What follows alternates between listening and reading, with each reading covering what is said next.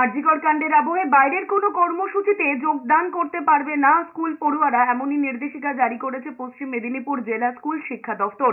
জানিয়ে নতুন করে বিতর্ক দানা বেঁধেছে। বিষয়টি প্রকাশ্যে আসতেই এক্স হ্যান্ডেলে মুখ্যমন্ত্রীকে নিশানা করে বিরোধী দলনেতা শুভেন্দু অধিকারী লিখেছেন, আম জনতা পথে নামছে, তাতে সরকার তথা মুখ্যমন্ত্রী ভয় পাচ্ছেন, তাই আটকানোর চেষ্টা করছেন। কিন্তু এভাবে কণ্ঠরোধ করা যাবে না, বিচারের দাবিতে আওয়াজ উঠবেই। বৃহস্পতিবার জেলার সরকারি স্কুলগুলির প্রধান শিক্ষকদের উদ্দেশ্যে এই নির্দেশিকা জারি করেছেন পশ্চিম মেদিনীপুর জেলা বিদ্যালয় পরিদর্শক বা ডিআই স্বপন সামন্ত।